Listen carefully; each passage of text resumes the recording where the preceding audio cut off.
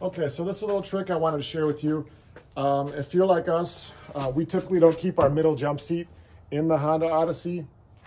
We only put it in if we actually need 7 people in the car. So otherwise, it just hangs out in the garage until we need it. And so I wanted to figure out a way to get it off the floor and not in the way, and keep it a little bit cleaner. And so what I looked at was, how does this thing actually hang or fit in the car itself? And so there's these hooks, which you first, when you set it in the car, it latches onto those, and then this actually clamps down and is part of the release here, which actually locks the seat into place. So what my thought was how can I recreate this on my garage wall so that I can actually hang it up there in a sturdy sort of a way? So what I did was created basically what's in the vehicle already, which is these 4 latches that the car seat typically goes onto. So I got 2x4s here.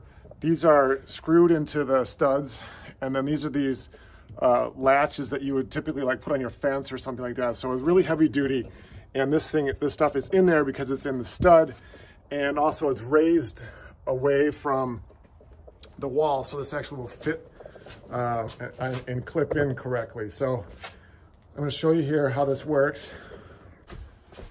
So it's just like you were installing the seats into your car.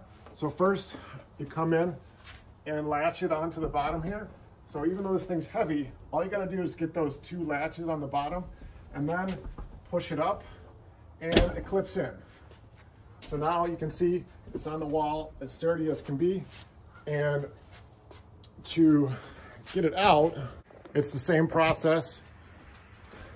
Pull the clip, it releases the top, it leans forward, and you can easily just lift it off the bottom latches. So, really simple thing to do.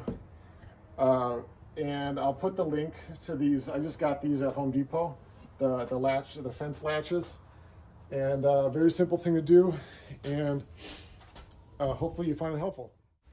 For the measurements, the 2x4 should be about 8 inches because it has to be able to fit inside the seat when it actually clips on the wall. So I think 8 inches is a good number there. And then the spread between the latches end to end, I had it like 12.5 inches. So I would definitely take your own measurements, but that's roughly close to what I did. And then how you mount this on the wall is you mount the first one or the bottom one first, and then attach the second one to the seat itself.